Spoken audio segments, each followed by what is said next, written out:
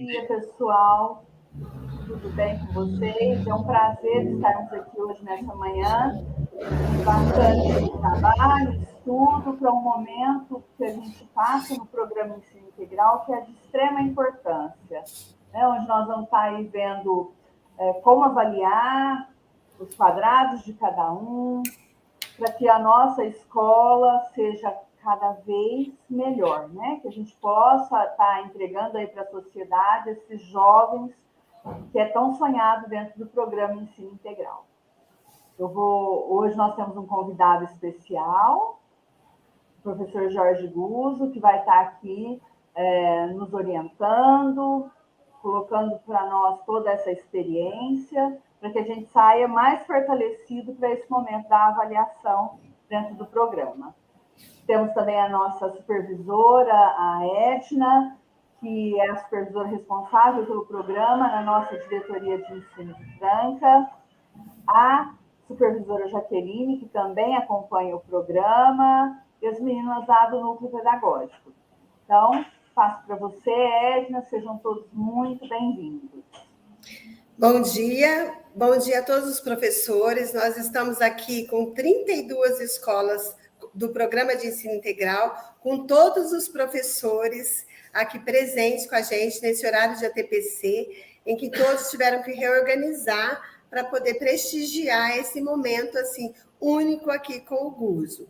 Está aqui a Jaqueline, que é a supervisora junto comigo, né, as duas PEC, Lívia e Élita, e estamos assim bem felizes com esse momento. Nós acreditamos muito que é um momento de formação e é um privilégio muito grande ter você aqui, Guzzo, com a gente. Quero agradecer a Roberta, né, Escola Ângelo Scarabucci, que teve essa iniciativa de trazê-lo aqui com a gente, que é muito importante para nós. E a todos os diretores, que a toque de caixa, né, Guzzo? Era dia 4, aí adiantamos para hoje, todos os diretores se reorganizaram com os horários, entrada de alunos, para poder dar tudo certo de você estar aqui com a gente, com todos os nossos professores. Muito obrigado e solicito a todos assim, muita atenção, porque a gente faz tudo isso com muito carinho e com muito cuidado com o programa aqui em Franca. Passo a palavra para o Guzzo, que é um expert em relação ao programa. A gente costuma sempre usá-lo nos seus vídeos, nas nossas formações. Os professores já conhecem você.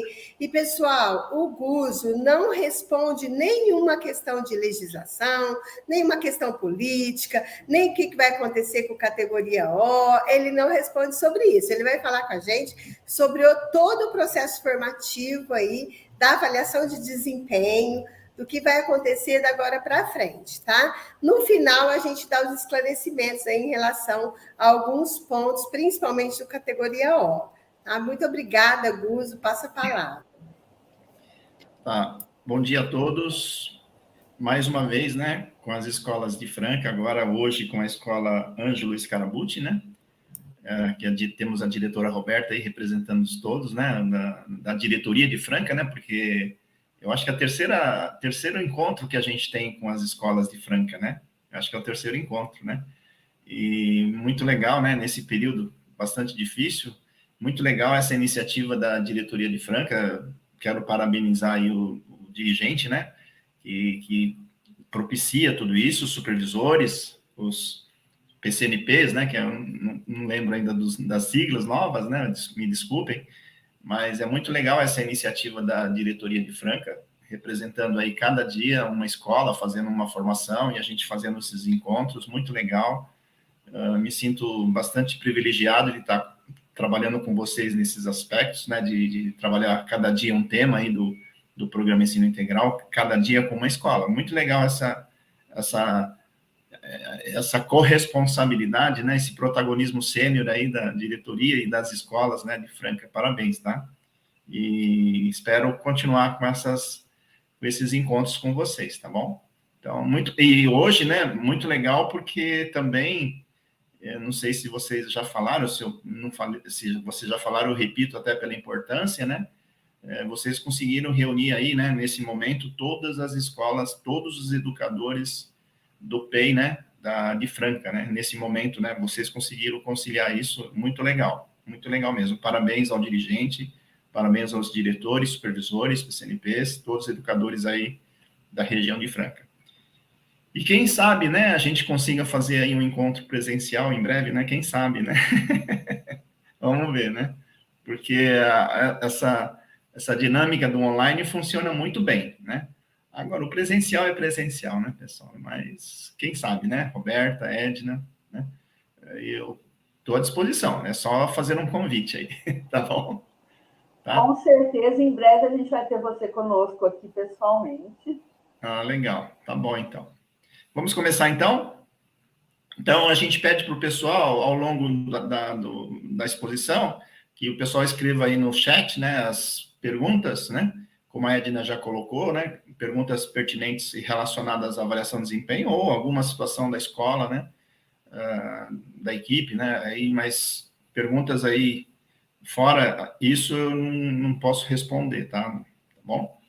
E no final a gente vai estar respondendo essas perguntas. A Edna, a Roberta e o pessoal vai estar selecionando as perguntas, né? A gente vai reservar aí uns 40, 50 minutos para responder as perguntas, tá bom? Legal? Então, vamos começar. Avaliação de desempenho 360 graus, né? Essa avaliação, pessoal, a avaliação de desempenho 360 graus é uma metodologia ou instrumento universal, tá? Isso não acontece só na educação, acontece em todas as organizações, sejam elas pequenas, sejam elas grandes, né? Mas aquelas organizações especiais, né? Aquelas organizações que se preocupam com os seus resultados, tá? E no caso da escola, o resultado é o aprendizado do estudante, né? Então, por que foi colocado a avaliação 360 graus na educação, né? No estado de São Paulo? Para que o aprendizado, que a excelência acadêmica do estudante seja atingida, certo? Mas também é importante falar que, ao mesmo tempo, essas organizações que têm a avaliação 360 graus, ela tem também como principal objetivo, junto com os resultados, né, o desenvolvimento do profissional, tá? O desenvolvimento, a satisfação e a motivação também do profissional, tá? Isso tudo para quê? Para que os resultados, o desenvolvimento, a satisfação e a motivação, não só do educador, mas também dos seus favorecidos, né? Quer dizer, esse trabalho de avaliação de desempenho 360 graus é para melhorar o resultado e, ao mesmo tempo, a satisfação, o desenvolvimento e a motivação dos colaboradores e dos seus favorecidos. Quem são os favorecidos no caso da escola? Principalmente, claro, o educador, o estudante, os familiares dos estudantes e a comunidade, né? Porque a comunidade, desde a comunidade do entorno, como também a comunidade como um todo, que vai receber, né, os cidadãos, né, mais bem preparados, tá? Com os resultados melhores, que é a excelência acadêmica, tá? Então, utilizando da redundância, né, pessoal, só para reforçar um pouco pela importância, né, a avaliação de desempenho veio para melhorar a educação, para melhorar a escola, para melhorar o educador, tá? E para melhorar o quê, de novo, né? Usando a redundância, melhorar o desenvolvimento dos profissionais da escola, tá? Melhorar a satisfação, motivação das pessoas, sejam elas principalmente o educador, estudante, familiares e comunidade, como já disse, que vai receber, né, profissionais, estudantes, né, recém-formados nas escolas, mais bem preparados, né, para enfrentar aí esses desafios aí do século XXI, né? Agora, se tudo isso acontecer na escola, que a gente está falando, né, é importante colocar que o principal responsável por isso é o diretor escolar. Tá? É o diretor escolar, claro, com a ajuda da supervisão, com a ajuda dos professores, né, especialistas, né, mas é um conjunto, né, não é, mas é o conjunto de todos precisam participar desse processo, mas é importante dizer que quando a escola está caminhando bem, né, utilizando-se da avaliação de desempenho 360 graus, a principal responsabilidade por isso acontecer bem feito, né, é o diretor escolar, tá? A gente não pode... A supervisão tem o seu papel importante, claro, para ajudar, para suportar, para fazer junto, né, para verificar os pontos de melhoria que precisam ser implementados, apontar os pontos positivos que a escola está colocando, né, replicar esses pontos positivos nas outras escolas, a supervisão, né. Então, é importante dizer que o diretor é o principal responsável por tudo isso, tá? E é claro que o dirigente em todas as escolas, né, e o supervisor em todas as escolas que supervisiona, cada um dentro do seu quadrado, né, mas havendo aí umas interações aí entre as funções, né, os alinhamentos verticais e também os alinhamentos horizontais, né, para que isso aconteça de uma forma bastante harmônica, né. Agora, é importante dizer também, tá, porque eu estudei bastante isso, pessoal, eu participei de comitês aí internacionais de avaliação de desempenho, né, e ajudei a construir na empresa que eu trabalhei, né, durante 28 anos, praticamente, e eu participei trabalhando na formatação, né, na implantação de avaliação de desempenho 360 graus aí no mundo inteiro, né. Então, como eu já falei, é um instrumento universal, pessoal, tá? Todo mundo pratica isso, principalmente as organizações que querem fazer tudo o que a gente já falou até agora. Mas a gente tem que reconhecer, isso é unânime, né, entre todos os gestores do mundo, né, que a avaliação de desempenho 360 graus, pessoal, é uma das metodologias, um dos instrumentos mais difíceis para serem implementados em qualquer organização, tá? É um ponto muito sensível para qualquer profissional, tanto para aquele que vai avaliar, como aquele que vai receber a avaliação, né? O avaliado, né? Então, é muito difícil, porque é muito difícil ser avaliado e é muito difícil avaliar, e aí a gente fica naquela discussão, né? Qual dos dois é o mais difícil? Os dois são difíceis, né? Tá?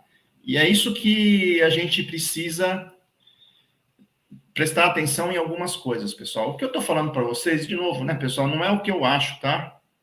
É o que a gente já sabe que é a prática, né?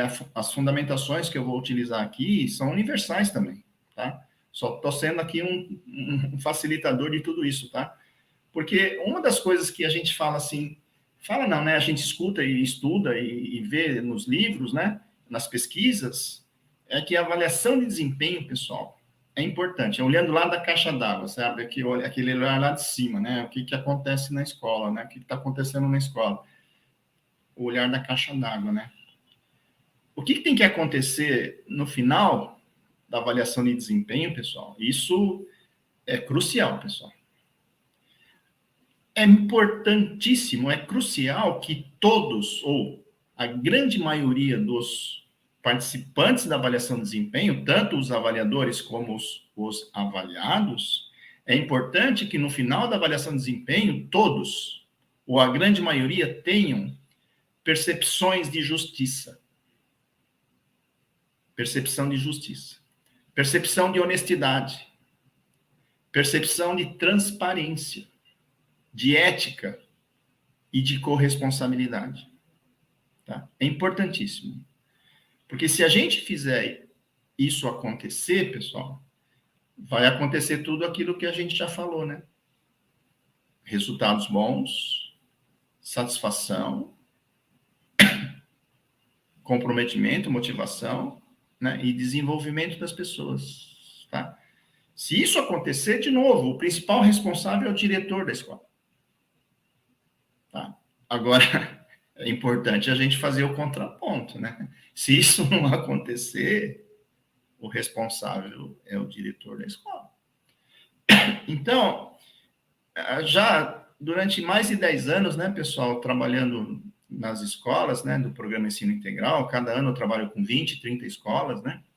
Eu já passei por muitas escolas nesses mais de 10 anos, né? Então, e ainda, infelizmente, vocês sabem disso, né? Não estou falando nada que vocês não saibam, né? Infelizmente, em vez em quando, você encontra aí algumas escolas que o pessoal acha que a avaliação de desempenho é utilizada para prejudicar o educador.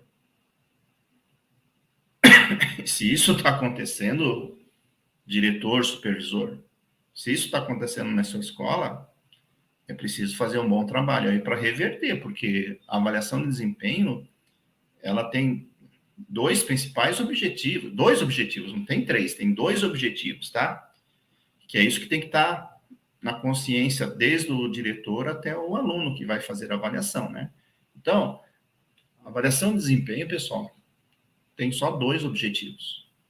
O primeiro deles, identificar as pessoas, os profissionais que estão desempenhando muito bem. Para quê? Para reconhecê-los, elogiá-los e incentivá-los a continuar com esse excelente desempenho. O outro objetivo, identificar aqueles profissionais que estão precisando de ajuda para ajudar, para fazer formação, para fazer junto com ele algumas coisas e para acompanhá-los de perto e às vezes de longe. Então, é importante, pessoal, que todos, logo de cara, tenham essa consciência. De novo, com honestidade, com justiça, com transparência, com ética e com corresponsabilidade. Tá? Então, essas percepções que precisam ser percebidas, né, lá no final da avaliação de desempenho, ela tem que percorrer do início ao fim do processo, não é só no final, né? Então, como é que a gente faz isso? Tá? Então, é importante, pessoal, a gente ter algumas fundamentações, né? Tá? Por exemplo, a gente faz uma avaliação de desempenho. O que é desempenho? Será que todo mundo sabe o que é desempenho? Né? A gente está fazendo uma avaliação de desempenho. O que é avaliação de desempenho? O que é desempenho? O que é um desempenho bom? O que é um desempenho ruim? Pessoal, então desempenho bom é quando a gente atinge um resultado maior do que uma meta, do que um objetivo que foi estabelecido previamente. Então, um bom desempenho é quando a gente atinge um resultado, seja 1 milímetro maior do que a meta estabelecida previamente. Agora, desempenho ruim é quando a gente atinge um resultado menor do que a meta estabelecida. Tá? Então, quando a gente atinge a meta estabelecida, e essa meta foi uma meta honesta, transparente, justa, meta justa. Pessoal, isso é importante. Porque tem muita gente aí que estabelece meta que não é honesta, que não é justa e que não é transparente para as partes. Tomem cuidado. Começa, então, a avaliação de desempenho pela definição da meta. Tá? Isso no começo do ano, ou até antes de começar o ano. Tá? Então, para a gente ter uma régua transparente, uma régua justa, a régua é a avaliação de desempenho, né? A gente precisa começar pela meta. Agora, se você tem uma meta, você sabe o que você precisa atingir. De novo, isso é honesto, isso é transparente, isso é corresponsabilidade, né? E etc. Agora, se você não tem essa meta estabelecida, espera um pouco.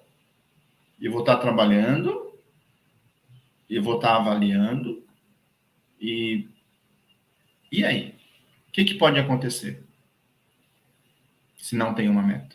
O avaliado pode ou deve estar achando que está fazendo tudo direitinho, e o avaliador está achando que ele não está fazendo tudo direitinho. Isso que eu falei que acontece nas escolas que têm dificuldade ainda com avaliação de desempenho, né?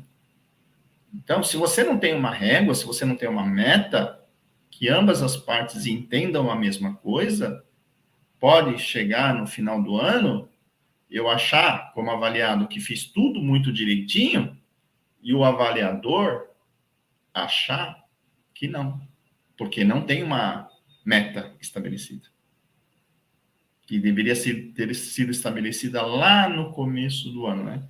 E aí que vem, de novo, se tudo isso acontece direitinho, define-se a meta, se acompanha durante o ano, etc., no final do ano tem a sensação de justiça, de honestidade, de transparência, ética e corresponsabilidade. Agora, se não tem, vai acontecer o contrário, né?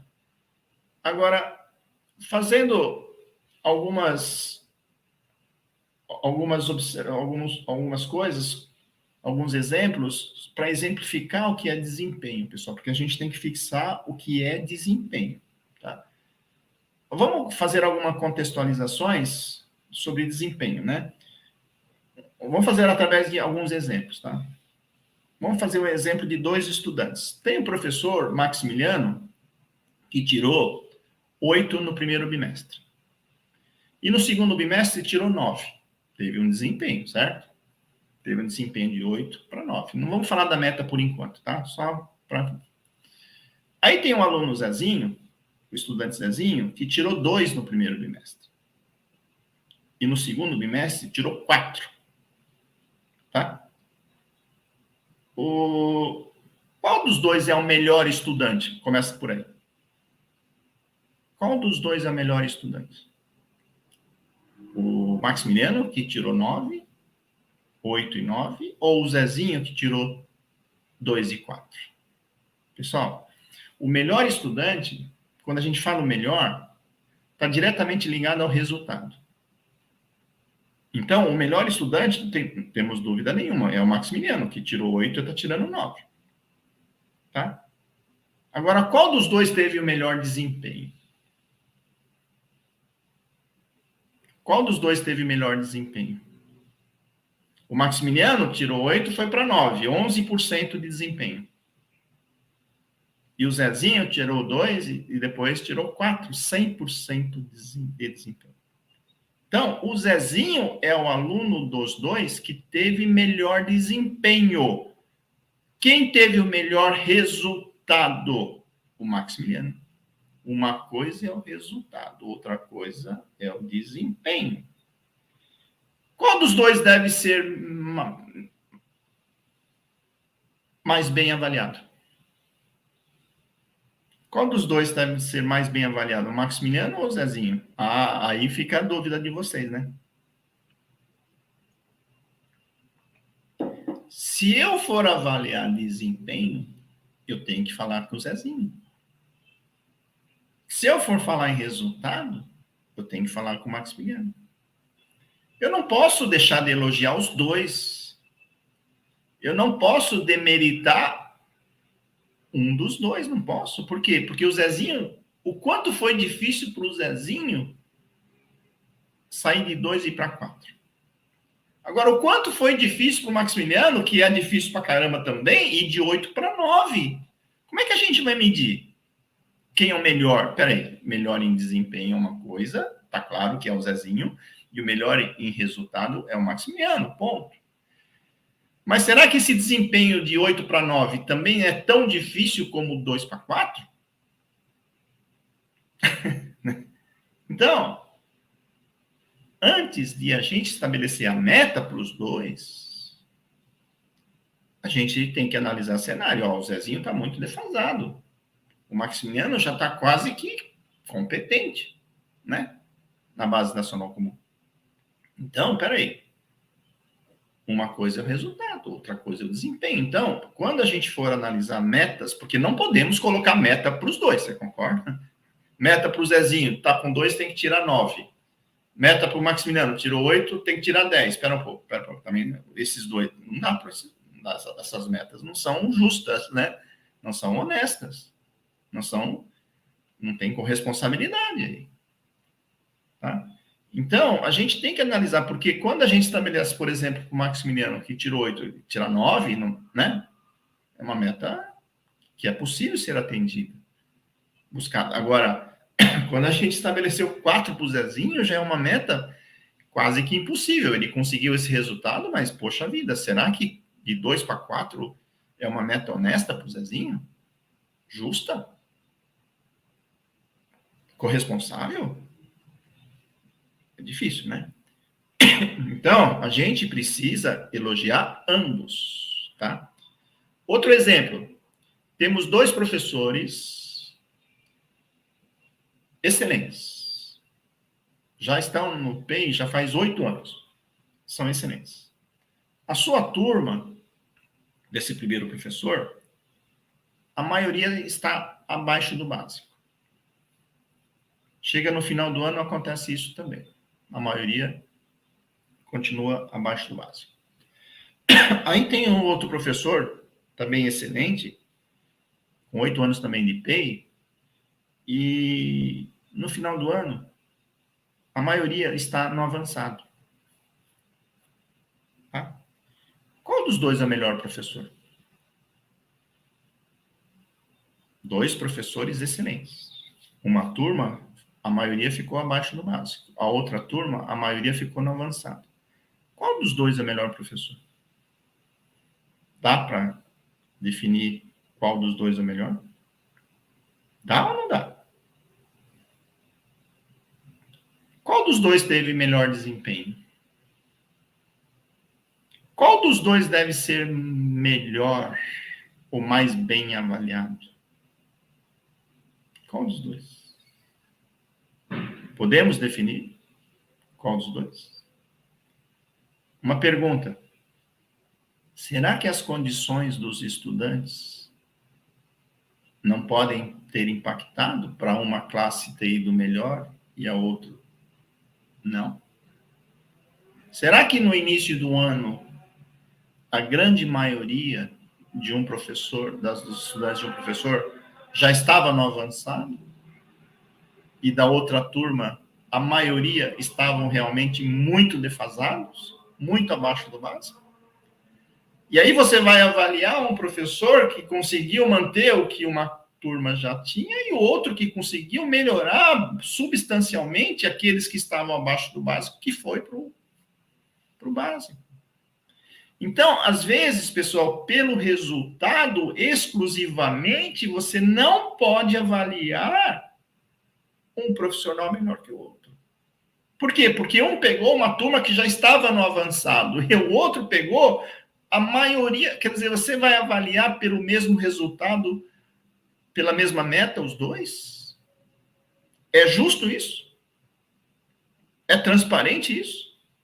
Então, para eu avaliar pelo resultado, pelo nível de proficiência da turma, eu tenho que fazer análise do cenário antes para definir uma meta, porque a meta para um professor, nesse caso, não deve ser igual à meta do outro, vocês concordam? Para ser honesto, para ser justo, para ser transparente, para ser corresponsável, porque eu não posso colocar uma meta igual para os 2 professores excelentes que têm turmas com uma com bastante dificuldade e outra com bastante facilidade. Não é justo. Não é honesto. Não é transparente, não é corresponsável. Vai trazer satisfação para o professor que batalhou pra caramba e conseguiu melhorar bastante aquela turma e o outro ficou... Não estou falando que ele ficou na moleza, mas para ele foi mais fácil, né? Vai ser honesto, o professor vai se sentir satisfeito com esse resultado, que ele está sendo avaliado por uma régua igual para ele e para outra turma? Não. Ele vai se sentir motivado? Não. Não. Aí as metas precisam ser diferentes. Tá? Um terceiro exemplo. Temos 2 professores.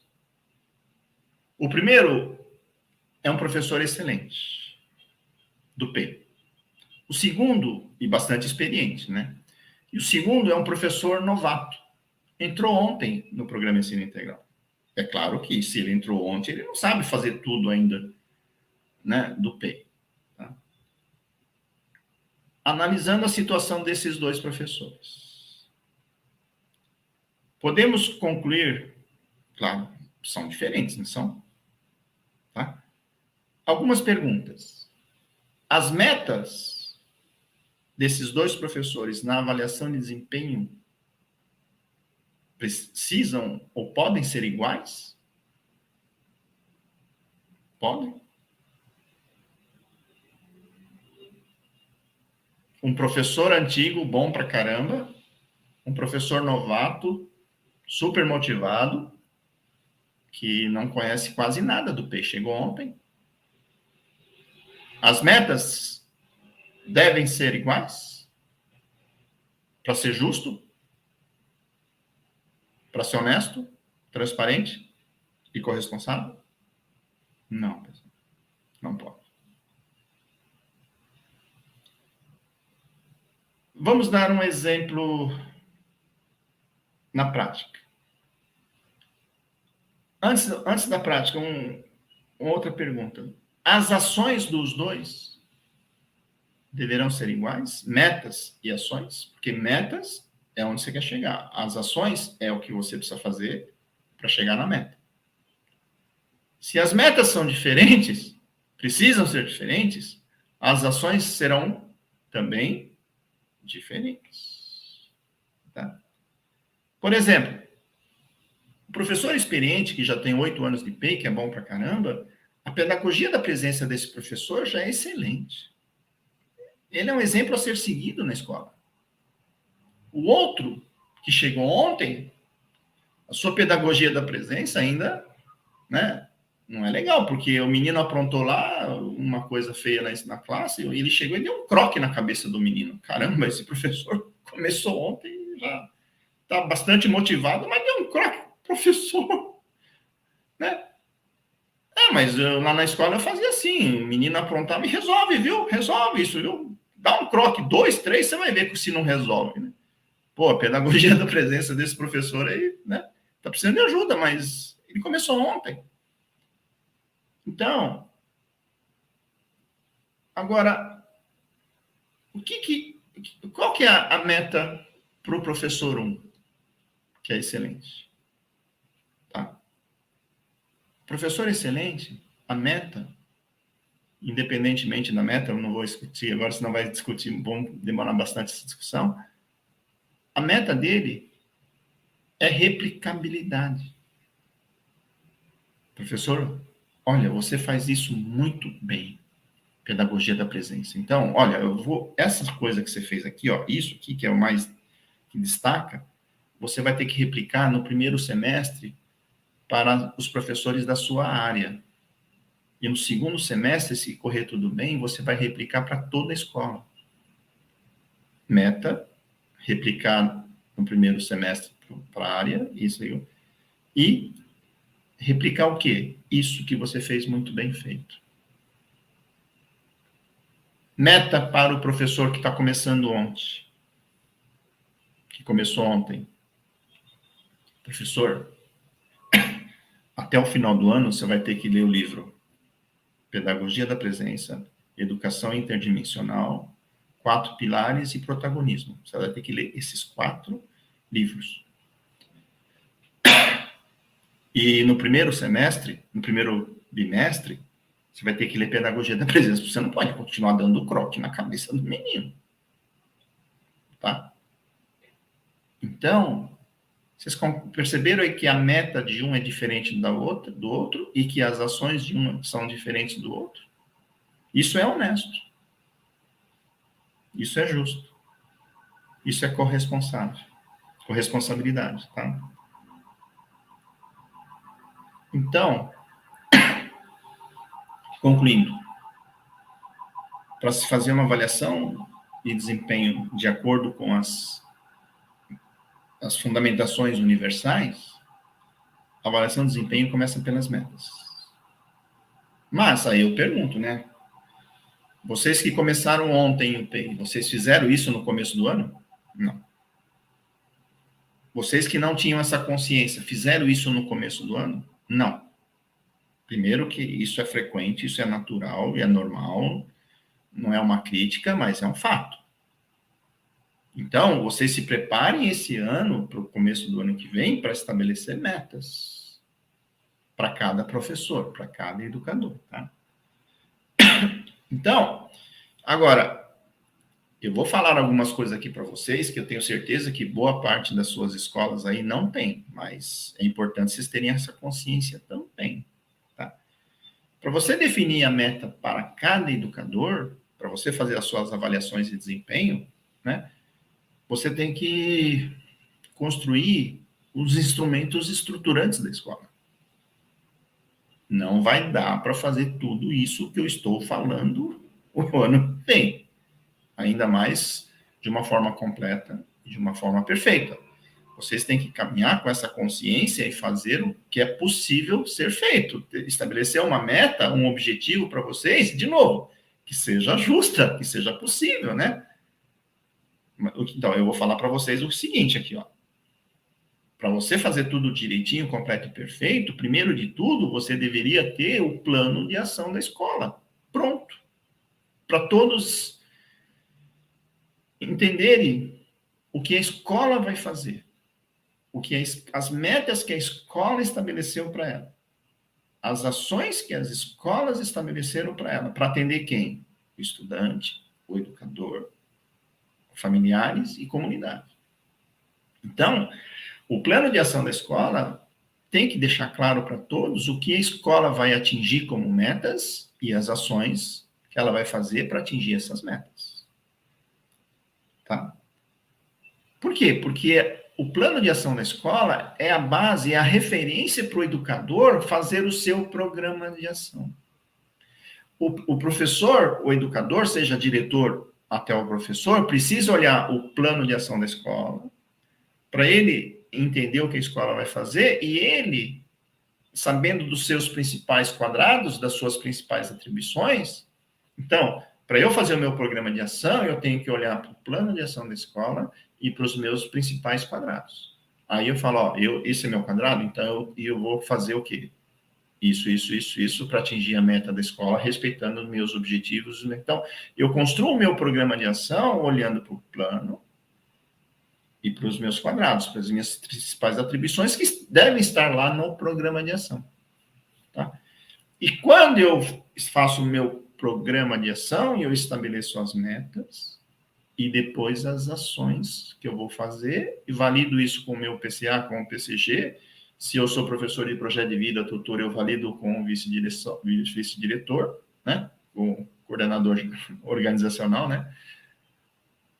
E tudo bem. Agora, é importante, pessoal, tanto para o programa de ação, como para o plano de ação, para qualquer coisa, define-se primeiro as metas, não as ações.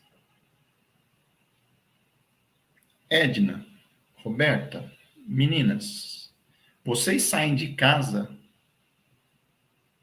chega na calçada sem saber para onde você vai? Eu acho que não. Ainda não, né? O PEI deixa a gente meio maluco, mas ainda vocês não estão fazendo isso, certo? Vocês pegam o carro e saem dirigindo sem saber qual o objetivo? Também não, ainda não, né? Meninas aí de trás, se vocês virem as duas fazendo isso, presta atenção, dá uma ajuda para elas duas, porque o PEI está deixando elas malucas, né? Então, pessoal, a gente não faz nada, não toma nenhuma ação sem ter uma meta, vocês concordam? E na escola vocês são loucos para fazer um montão de coisas sem metas. Não é o que eu acho, tá? É o que a gente vê, né? Você chega para o diretor, Roberta, o que você está fazendo hoje? Já estou fazendo um montão de coisa, isso, mas aonde você quer chegar? Não sei, eu preciso fazer. Preciso fazer. Supervisora Edna, chega lá, supervisor chato, né? Qual é a meta? Ah, diretor, vice-diretor, supervisor, essa é muito chata, tem que ficar... Pessoal, a gente precisa saber onde a gente quer chegar, o que a gente quer atingir, para definir o que a gente vai fazer, não o contrário. Define-se uma meta. Ó, esta meta, como por exemplo daquele professor, se você chegar para o professor e falar assim, professor, a meta sua é chegar com 80% dos seus alunos que estão todos abaixo do básico, 80% no avançado no final do ano. O professor vai falar assim, ô Edna, ô Roberto, vocês querem me azarar ou vocês querem me ajudar? Não é? É pela meta que começa. E essa meta precisa analisar cenário para definir a meta. E se vocês não definem meta normalmente, vocês analisam cenário? Muito pouco. Porque quando você analisa cenário, você identifica prioridades. Das prioridades, baseando-se nelas, você define as metas. E depois as ações, pessoal. Então, o que a gente vê bastante? As pessoas construindo o plano de ação, começando pelas ações. Coloca um montão de ações, um monte, mas um monte. E não é só no programa de ação, não, que coloca um montão de ações. Não é, vocês sabem disso, né? Tem no MMR, tem no programa de ação, tem nas ações das reuniões. Vocês colocam um monte de ações. Mas e a meta? Tá? Aí, você fez lá metas e ações no programa de ação. Valida com o PCA, com o PCG, com o vice-diretor e com o diretor. E esse programa de ação, que tem lá as metas e as ações, o programa de ação, então, fica sendo a referência, a base para se fazer a avaliação de desempenho. Não é somente no final do ano, é ao longo do ano. A gente vai falar um pouquinho daqui a pouco. A avaliação de desempenho não é só essa do final do ano. Esta avaliação de desempenho agora no final do ano é consequência das avaliações de desempenho de processo e PIAFs de processos que a gente precisa fazer minimamente a cada bimestre de cada educador. Eu vou falar um pouquinho disso daqui a pouco. A avaliação de desempenho não é só no final do ano. A avaliação de desempenho 360 graus no final do ano é a consolidação. Mas ela deve acontecer ao longo do ano. Tá? Então, a avaliação de desempenho tem como base o programa de ação, que tem que estar lá as principais atribuições do profissional, que são 6, tá? São 6. Uma boa gestão em sala de aula, que tem que praticar princípios e premissas, tá? Tem que cumprir o currículo, tem que ensinar o currículo, seja de aula de nivelamento, aula regular, como aula de projeto de vida, como de protagonismo. Cumprir o que está lá estabelecido na programação, certo? Tem que ensinar o que está escrito lá nos documentos. Tem que fazer a molecada aprender, o terceiro quadrado, o que foi dado. Tá? O quarto quadrado são as interações que tem que acontecer entre professores da Base Nacional Comum, professores da Base Nacional Comum, aula regular, aula de nivelamento, aula de OE, aulas eletivas, aula de laboratório, todas aquelas aulas que trabalham na Base Nacional Comum. O quinto quadrado, interações entre professores da Base Nacional Comum com professores de projeto de vida, professores de protagonismo e tutor. E o sexto quadrado, todos da escola trabalhando o protagonismo em todos os momentos e espaços da escola. Esses são os 6 principais quadrados, que vale para o professor, na sua disciplina, na sua sala, e vale para o diretor na escola. Só o escopo muda, mas os quadrados são os mesmos. As atribuições são as mesmas. Não são as mesmas, né? Falar que está errado.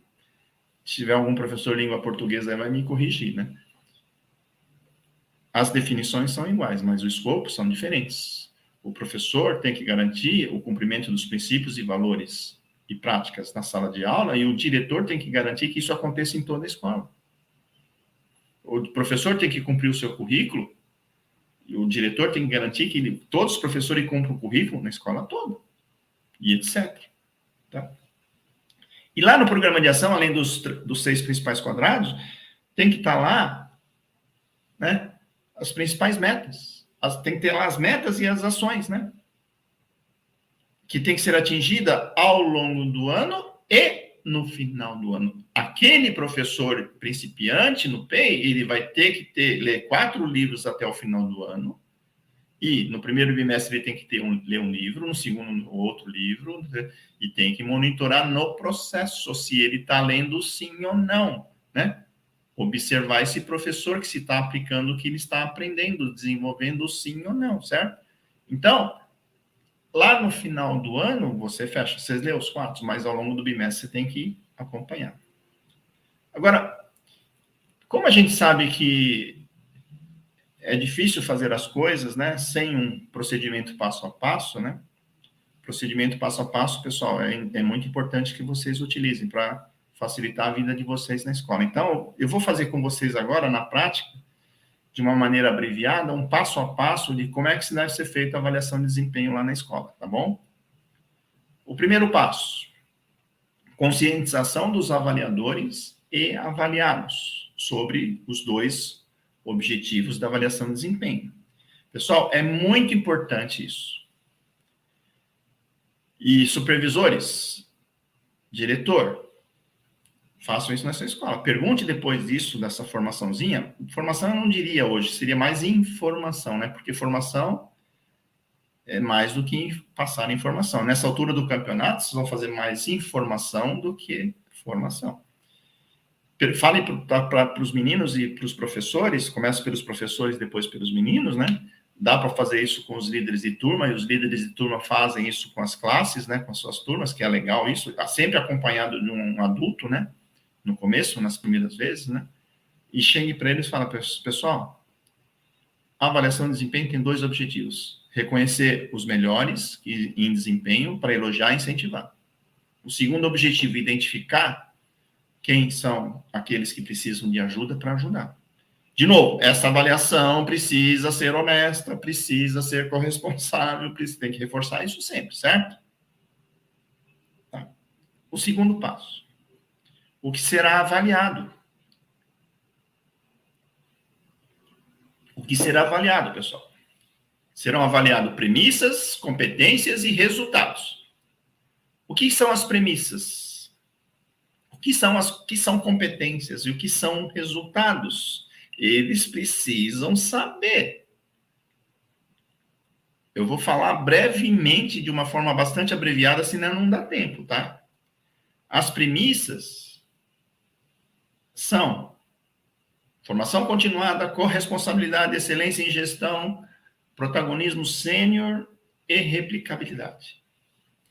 É preciso falar para os meninos que as premissas são as diretrizes para os profissionais da escola. São as regras que os profissionais da escola precisam cumprir na escola. São os pré-requisitos para o professor entrar e para permanecer na escola ensino integral. Tá? São as premissas. Eu não vou discorrer muito aqui sobre as premissas, o que é formação continuada e etc. Não vai dar, precisaríamos de uma outra live. Tá? O que é competência? Os meninos precisam saber, os professores precisam saber. Competência é ter uma série de habilidades integradas que geram, né? E as quais geram competência. Quer dizer, se eu tenho uma série de habilidades integradas, eu crio uma competência para fazer alguma coisa. Tá? Competência é realizar coisas bem feitas. Competências é ter o CHA, o C-H-A, ter conhecimento, ter habilidades para colocar esse conhecimento em prática e ter atitudes para colocar em prática esse conhecimento. Então, CHA tem que ter conhecimento, tem que ter habilidade para implantar isso e tem que ter atitudes de relacionamentos positivos para colocar esse conhecimento em prática. O que é resultado? Resultado é aquilo que foi conseguido, atingido no final da atividade. Tá? ou no final de um fato, num determinado período. No caso da avaliação de desempenho, ao longo do ano, no final do ano. É a consequência, é a conclusão de um evento, de uma atividade, ou da prática das minhas atribuições. Esse resultado pode ser bom ou ruim. Bom, quando o resultado foi atingido acima da meta. Ruim, abaixo da meta. Tá? Competências, pessoais. O que será avaliado, né, nesse final de ano? Primeira coisa que eu descobri aí, que vão avaliar a competência protagonismo, certo? Que é da premissa protagonismo. Tá? Respeito à individualidade, promoção do protagonismo juvenil e protagonismo sênior, pessoal. Pessoal, precisa falar o que é protagonismo juvenil para uma molecada, que é o que o professor precisa desenvolver com o jovem. Tem que explicar para eles o que é protagonismo sênior, que é o professor ser exemplo de indivíduo e de profissional para o estudante. Uma coisa é uma coisa, outra coisa é outra coisa. Ser o exemplo do quê? Protagonismo sênior.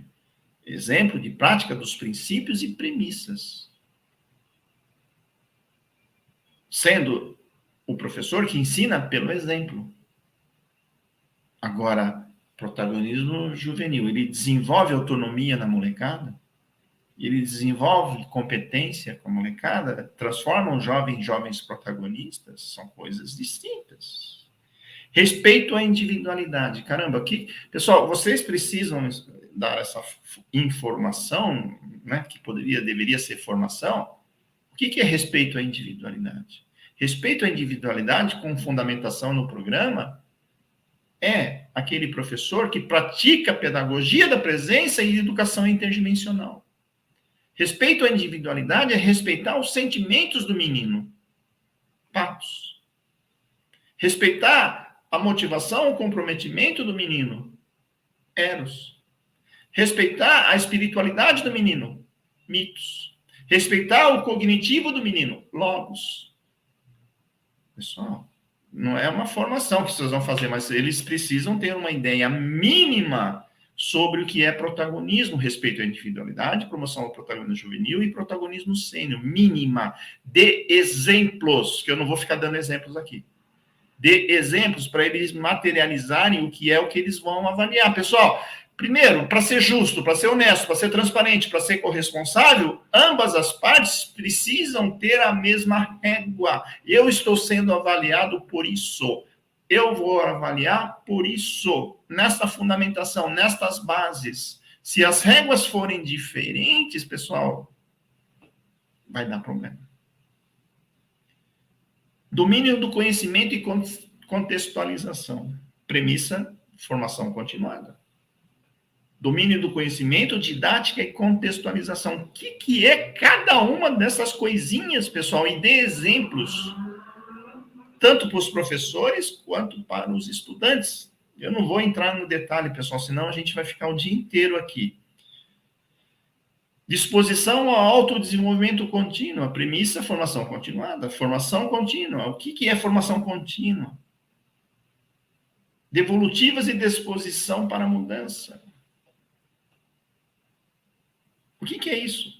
O professor está disposto a aprender todos os dias? Como é que você evidencia isso? Como é que você constata isso? Ele tem disposição para mudança ou ele quer sempre ficar na sua zona de conforto? O que é isso? Vamos dar alguns exemplos para ele. Né? O que é e o que não é. Tá? Competência, comprometimento com o processo e resultado. Planejamento, execução, isso é o PDCA, pessoal. O professor faz PDCA. Agora, o que é PDCA, pessoal? Caramba, eu vou dar um exemplo muito rápido, porque eu não aguento, pessoal, porque o PDCA é muito simples na sua definição, mas é muito difícil ser praticado. Então, vamos lá. Um exemplo que eu dou sempre, tá? Chegou 4 familiares meus de Franca na minha casa, né?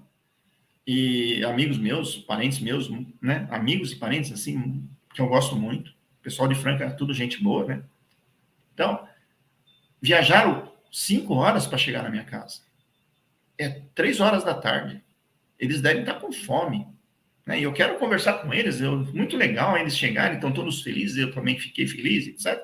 O que eu estou fazendo aí, pessoal? Estou analisando o cenário, que é a parte do P.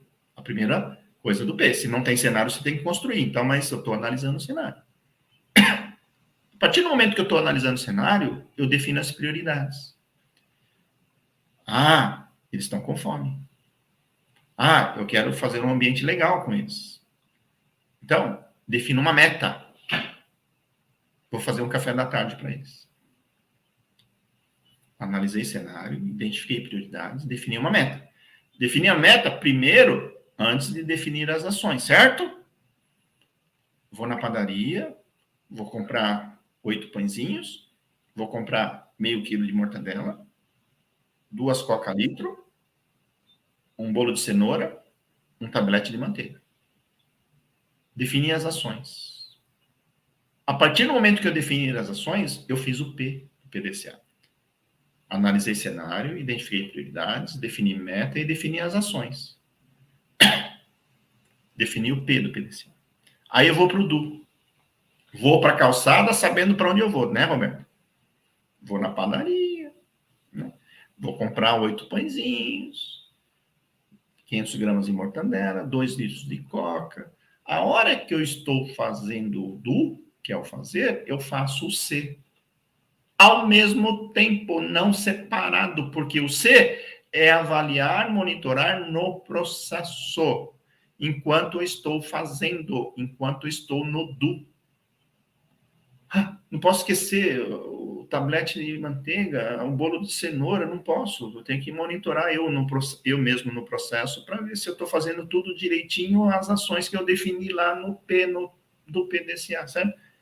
Chego em casa, faço o café, estou servindo o café, ainda estou no DU. E quando eu estou fazendo o DU, ainda tenho que fazer o C. Caramba, esqueci do adoçante.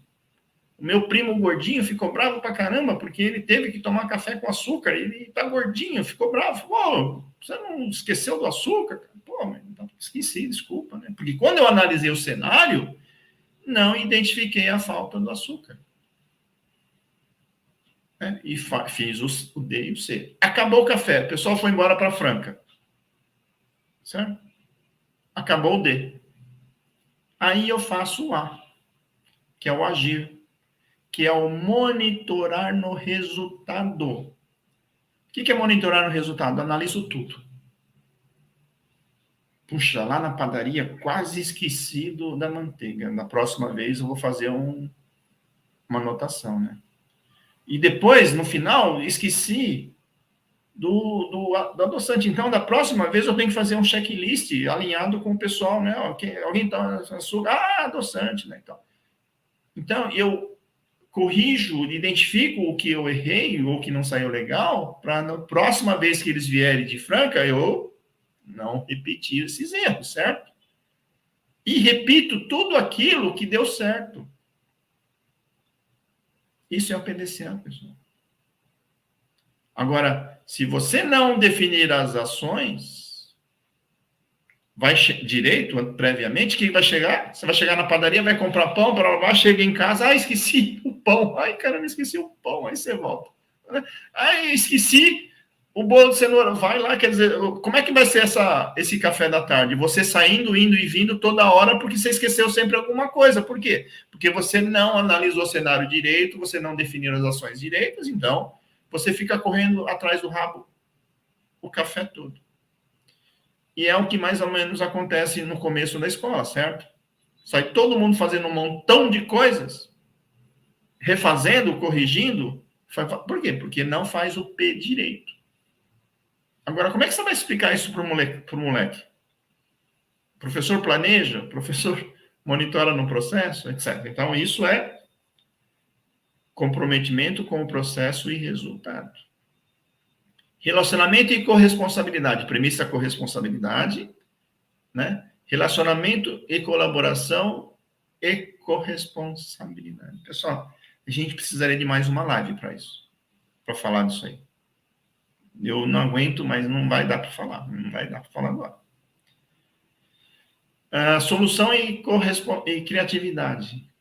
Premissa, replicabilidade. Visão crítica, foco em solução e criatividade. Pessoal, é outra live, né? Visão crítica é analisar cenário, pessoal. Identificar as prioridades, né? Identificar os pontos de melhoria, identificar os pontos de atenção, identificar quem está desempenhando bem, identificar quem não está desempenhando bem para ajudar. Visão crítica, foco em solução, quer dizer, toda vez que o cara tem que... Pessoal, é outro dia. O 7º item, a 7ª competência, difusão e multiplicação, replicabilidade. Registro de boas práticas, difusão e multiplicação. Pessoal, são essas competências dentro destas premissas que devem ser avaliados esse ano, certo? Tá? Agora, eu vou falar uma coisa que é importante. Obedecendo às fundamentações do PEI, é importante avaliar os princípios também. Pedagogia da presença. Educação interdimensional. 4 pilares e protagonismo juvenil.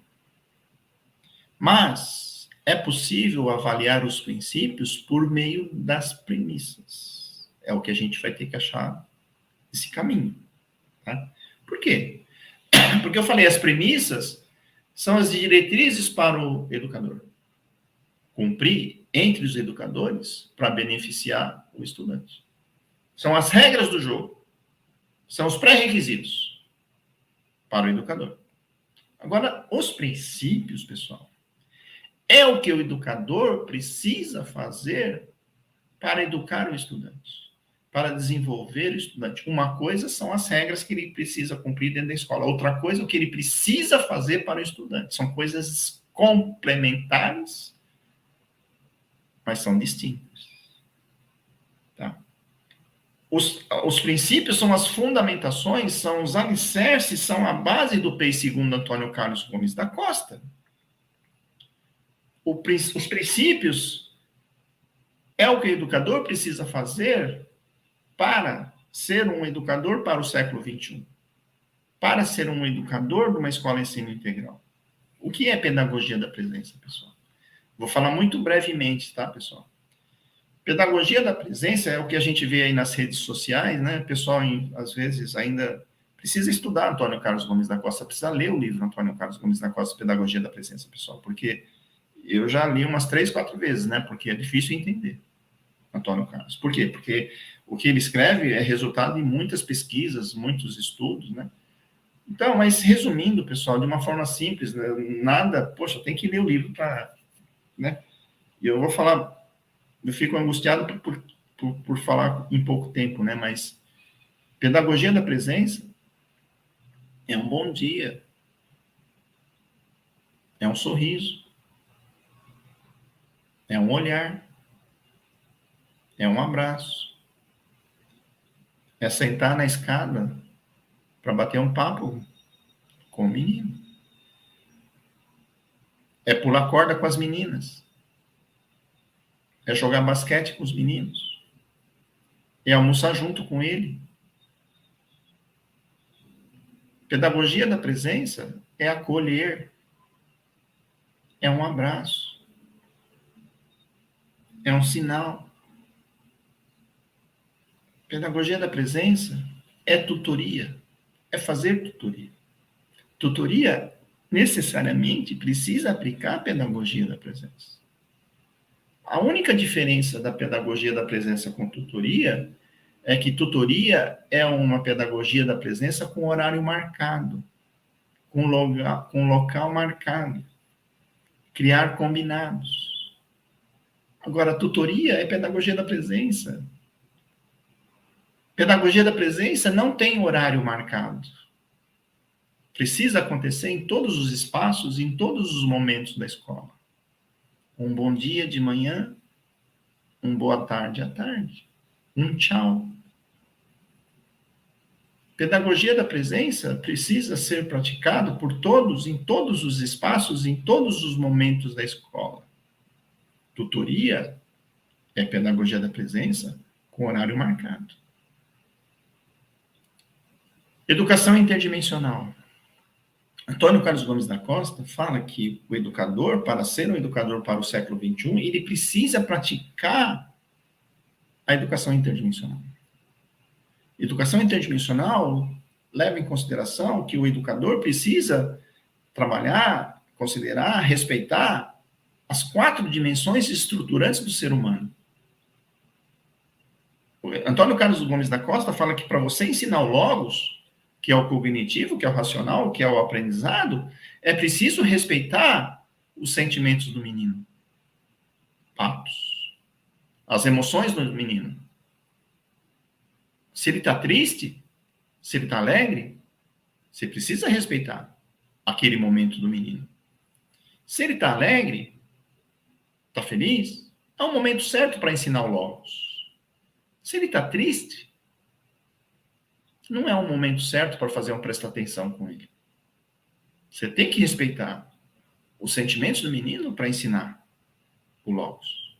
Também é importante reconhecer, respeitar, se ele naquele dia ele está comprometido, se as suas pulsões estão aguçadas, sim ou não. Se o menino está motivado, está comprometido, eros. É o momento certo para ensinar, porque ele também está feliz, patos. Então, é o momento certo para ensiná-lo, educá-lo, desenvolvê-lo. Agora, se ele não está comprometido, se não está motivado, porque está triste, não é também o momento certo para fazer prestar atenção. O educador pratica isso? Precisa praticar. Precisa respeitar a espiritualidade do menino, o que ele acredita, o que ele não acredita, para poder educá-lo? Claro. Mitos. Então, Antônio Carlos Gomes da Costa fala que pedagogia da presença e educação interdimensional tem que caminhar juntas. Não dá para fazer pedagogia da presença sem educação interdimensional. Não dá para fazer educação interdimensional sem fazer pedagogia da presença.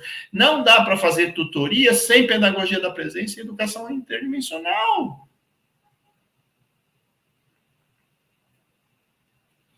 Isso não é importante ser avaliado? Se o professor pratica bem isso, é importante. 4 pilares da educação. Aprender a conhecer, aprender a fazer, aprender a conviver e aprender a ser. Isso é o que o profissional precisa desenvolver no estudante. Utilizando-se da pedagogia da presença e educação interdimensional. Então, o educador precisa desenvolver os 4 pilares no jovem, utilizando pedagogia da presença e educação interdimensional na sua sala de aula, na sua sessão de tutoria, no corredor, no pátio, na entrada e na saída.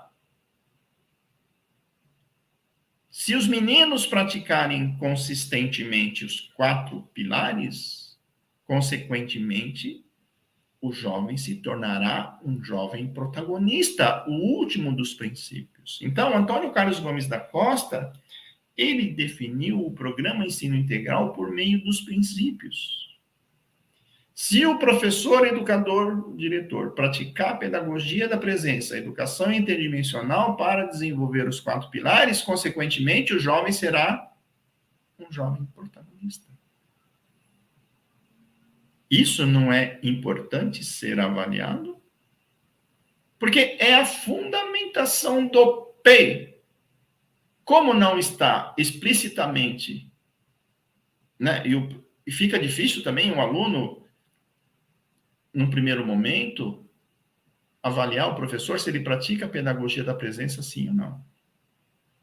Porque o aluno não precisa ele estudar a pedagogia da presença, agora o professor precisa, mas dá para o aluno perceber se o professor pratica a pedagogia da presença, se ele é corresponsável, se ele, etc, etc, etc. Pessoal, não vou discorrer, senão eu vou ficar meia hora mais daqui, tá?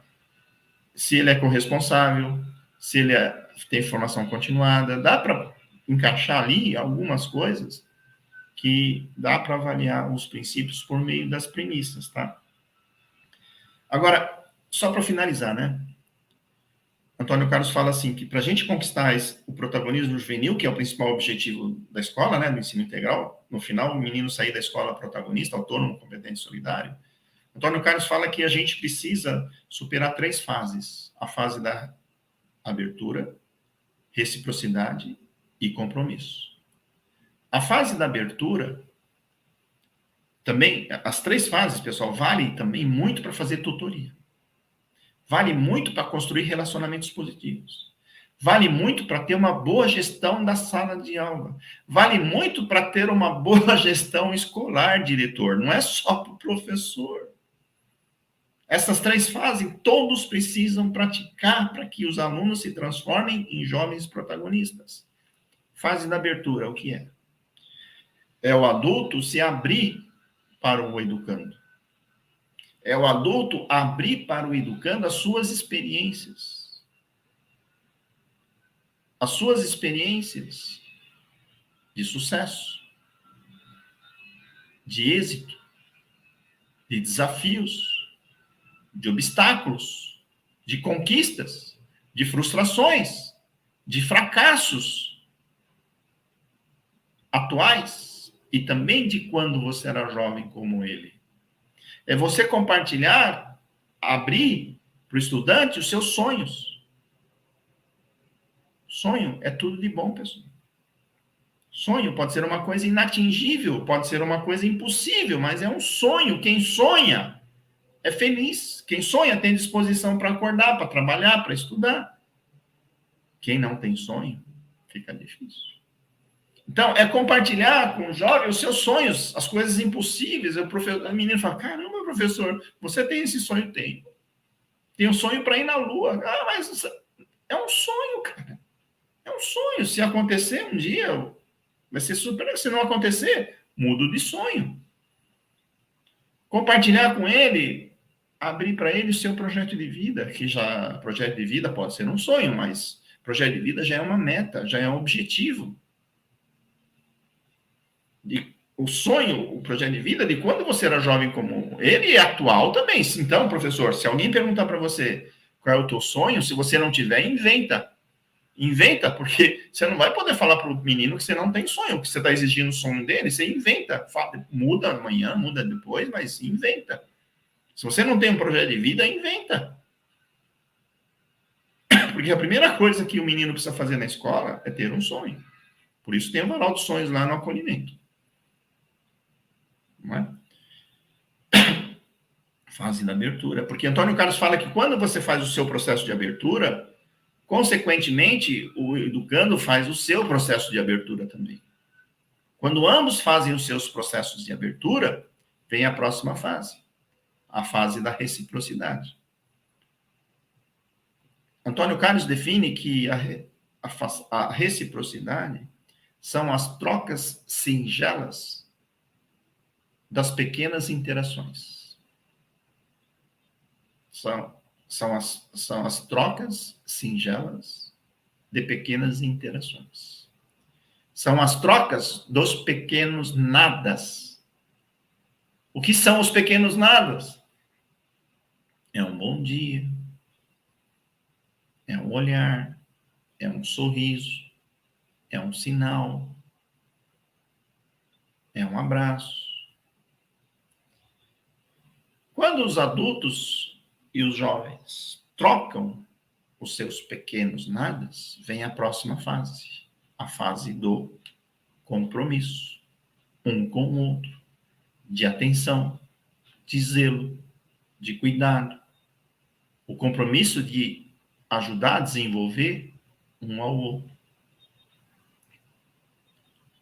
Tem 2 exemplos que eu sempre falo. Exemplo da Terezinha, diretora da Escola Marisa de Mello, anos iniciais. Um dia a Terezinha chegou na escola, aconteceu um fato na família que ela estava triste, né? Então ela chegou na escola, no pátio, ficou ali e tal. E depois de alguns minutos,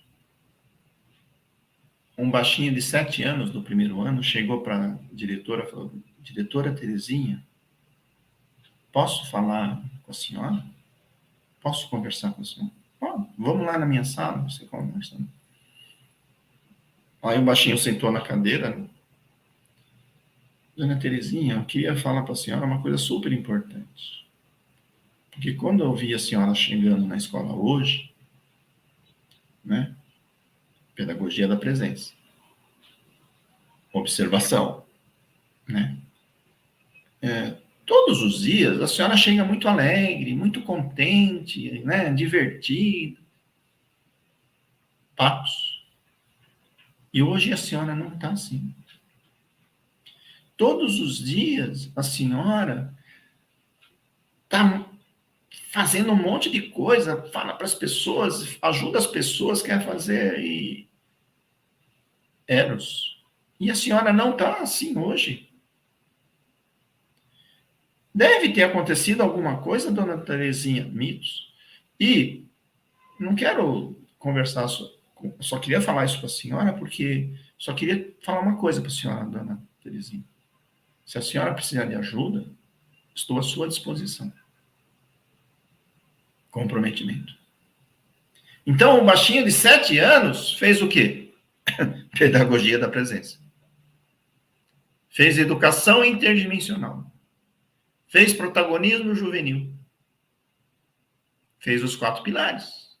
Fez o processo de abertura. Fez o processo de reciprocidade. E fez a fase do compromisso. Fez pedagogia da presença e fez tutoria inversa. Um baixinho de 7 anos. Tem o exemplo da Milene, de Praia Grande. Mudou agora para Curitiba. Né? A Milene era uma professor brutos. Duro, professor duro. Ela era dura. Né? Pegava firme, pegava... Né? Mas o Brutus é um professor positivo. Né? Ela era Brutus, mas ela era muito generosa, né? Muito comprometida com o programa.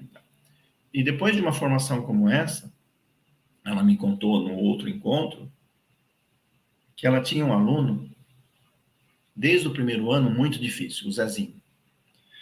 E o Zezinho, todo Zezinho, pessoal, ele identifica o ponto fraco do professor rapidamente, né?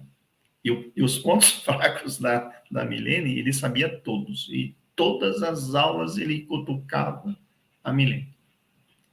Existia um bolão na turma, qual será o dia que a Milene vai bater no Zezinho, porque o Zezinho merece. Ele aprontava, ele adorava aprontar na aula da Milene, porque a Milene, coração peludo, né, brutos, e ele gostava de tirar a Milene do sério. E na semana seguinte, o Zezinho aprontou uma boa, mas uma boa na sala da Milene. Milene ficou vermelha, né? Ficou até roxa, né, de raiva, né? A Milene foi ao centro da sala e falou: Zezinho, vem cá, na minha frente, por favor. O Zezinho falou: não vou não. Aí a turma dava risada, toda a classe, né? Porque ele tá fazendo o maior sucesso, né? Zezinho, vem aqui. Não vou. Então eu vou até você. Aí a Milene foi em frente à carteira dele. Levanta e fica na minha frente. Não. Ele fazendo aqueles trajetos, né? Todo mundo dava risada. E a turma falou: é hoje que a Milene vai bater nele. É hoje, né? Tava todo mundo com a expectativa alta aí, né? Aí o Zezinho levantou, ficou aí escondido atrás da carteira ainda. Falei: Zezinho, vem aqui na minha frente. Aí, a todo custo, ele veio e ficou na frente dela. E a Milene começou a olhar fortemente nos olhos dele, né? E ele desviava o olhar, claro. Zezinho, olha nos meus olhos, por favor. Ele desviava, mas a hora que ele olhou, ficou alguns segundos olhando um para o outro, penetrando no olhar um do outro. Sabe o que a Milena fez? A Milene deu um abraço nele. Um abraço forte, sincero, honesto. E o Zezinho queria escapar daquele abraço, né? Porque ele estava numa situação difícil, né? E ele queria escapar. E a Milene cada vez mais segurava ele mais forte. Não deixou ele escapar.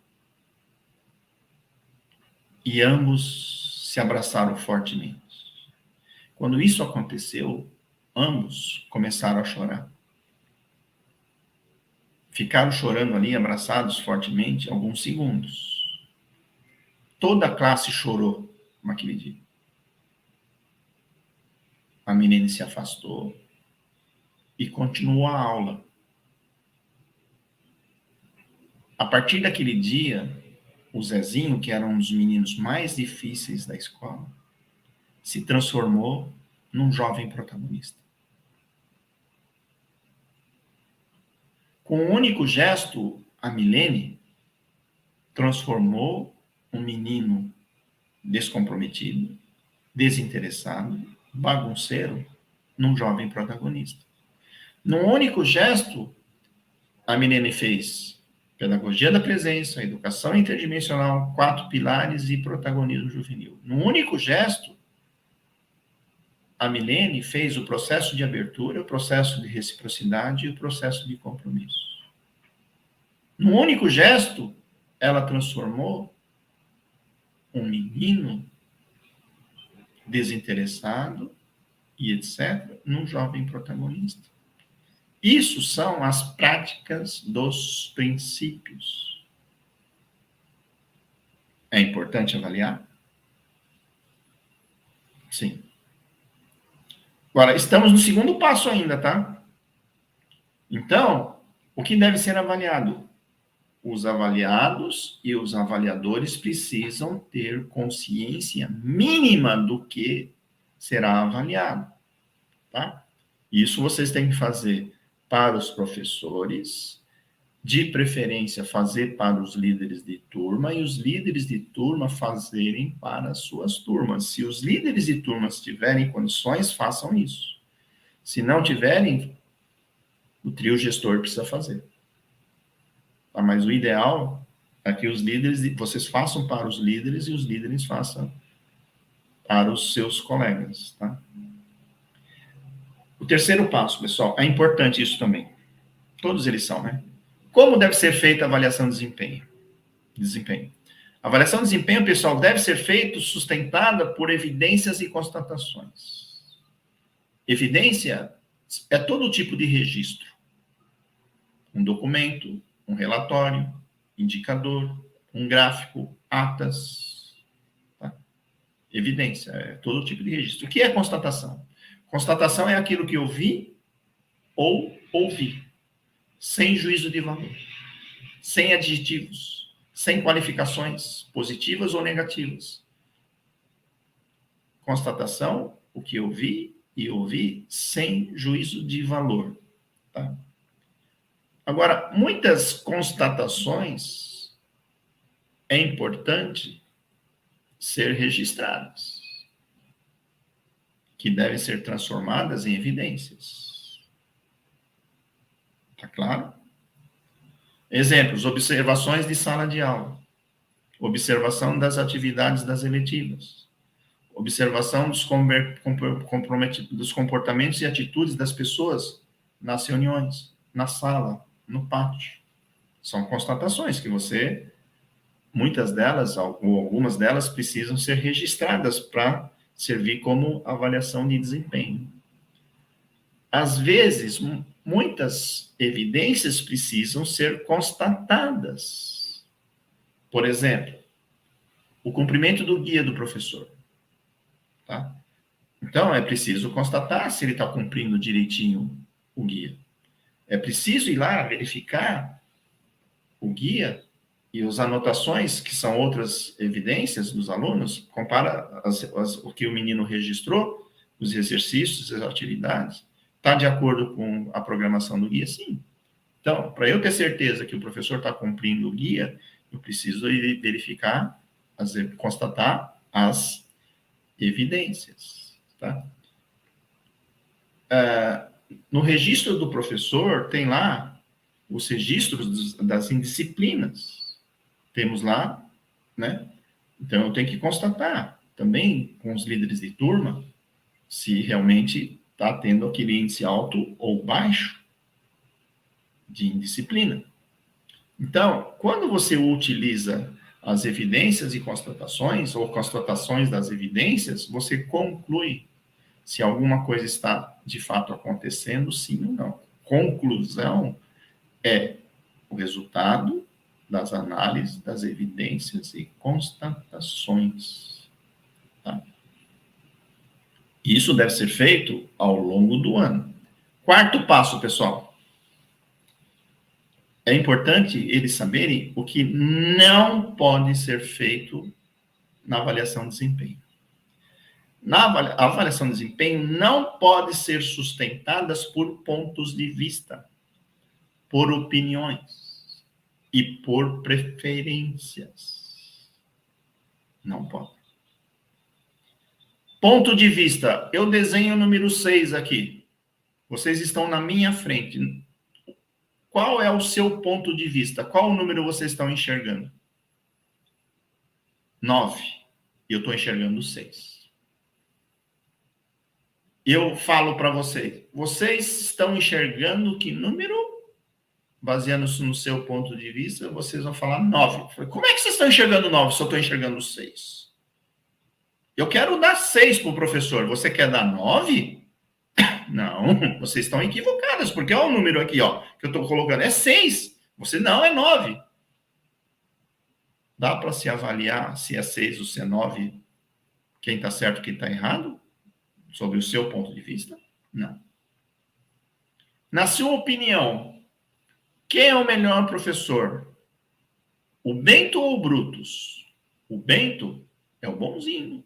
O Brutus é o durão. O Bento é o simpático. O duro, que é o Brutus, não é tão simpático.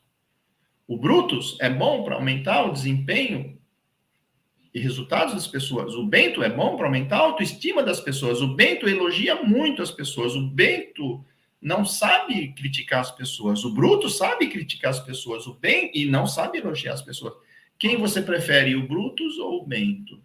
Claro que eu vou preferir, na minha preferência, na minha opinião, eu vou preferir aquele que é parecido comigo.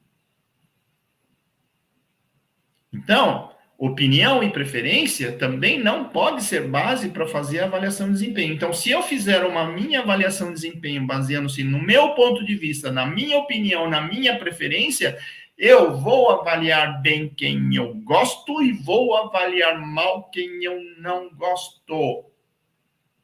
E, de novo, precisa ser honesta a avaliação. A avaliação tem que ser feita baseando-se em desempenho, comparado com o resultado, baseando-se em evidências e constatações. O professor é bom? É bom, porque o menino aprende. Como é que ele aprende? Porque eu constatei, eu tenho os indicadores. Ah, o professor é bom? Não, ele é bonzinho, viu, Edna? Ele é bonzinho, eu gosto tanto dele. Não é honesto. Certo? O quinto passo. Como deve ser feita a avaliação de desempenho, né? Qual é a pontuação? O que é raramente? O que é às vezes? O que é quase sempre? O que é sempre? Pessoal, o melhor jeito para fazer isso aí é dar exemplos. Porque eu vi muitas escolas, não muitas, né? Mas vi algumas escolas, que o aluno chega ao professor, professor, eu pontuei você tudo no máximo, coloquei tudo raramente, tá, professor? Cara, isso acontece se você não deixar claro para ele. Então, o exemplo da Odinalva, né? A Odinalva deu um exemplo para mim ontem, ela falou assim para mim, ô Guzo, dá o exemplo do hambúrguer. Oh, como é que é? Quantas vezes você come hambúrguer? Sempre. Às vezes.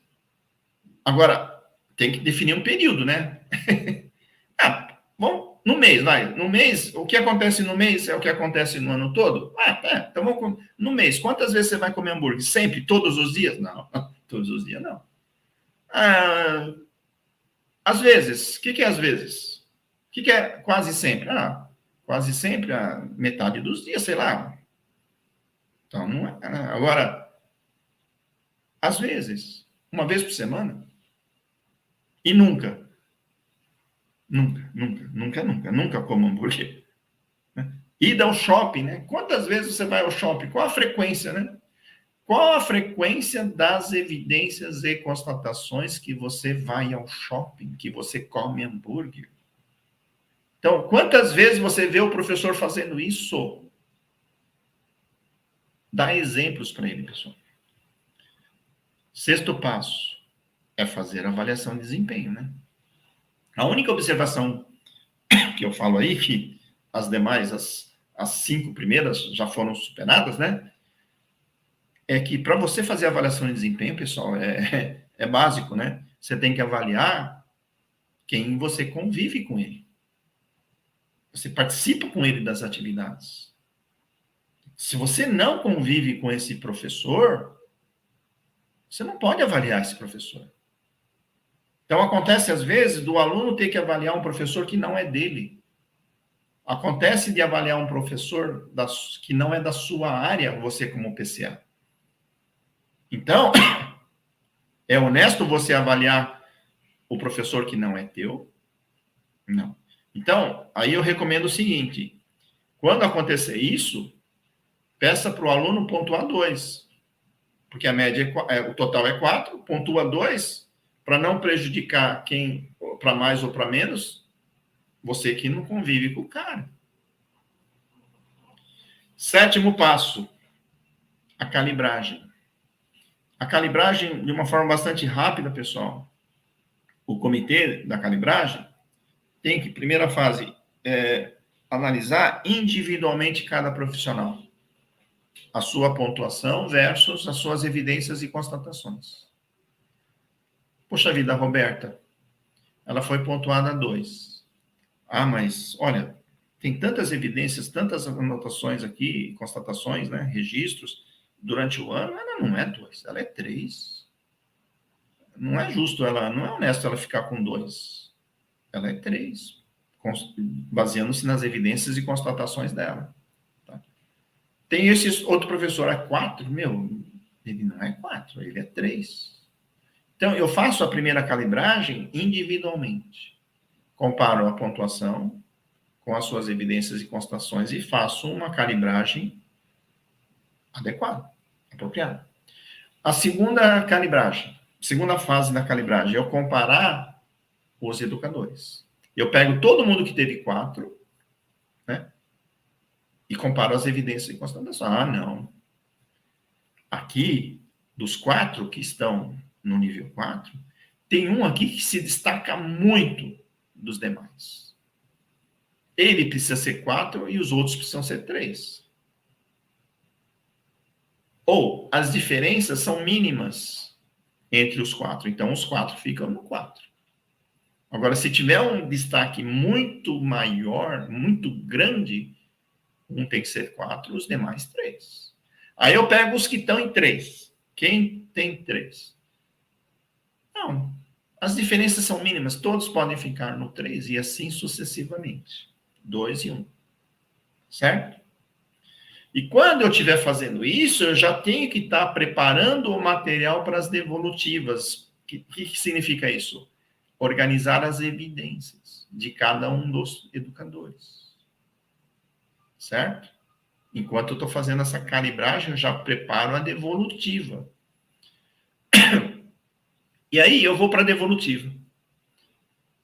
Oitavo passo, preparar material individual por profissional para fazer as devolutivas. Preparar material. Não faça a devolutiva sem preparar material, né?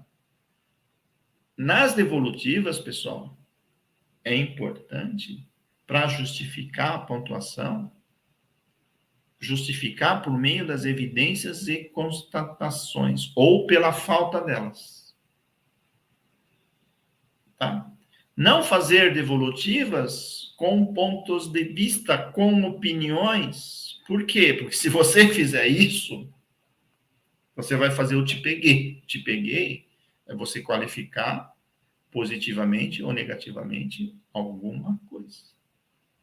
Não, te peguei é qualificar negativamente. Tá? Então, de novo, se você colocar o seu ponto de vista, muito provável que o seu ponto de vista é diferente do outro. A sua opinião é diferente do outro. Então, para ter sensação de justiça, de transparência, coloque as evidências e as constatações e nunca opiniões e ponto de vista.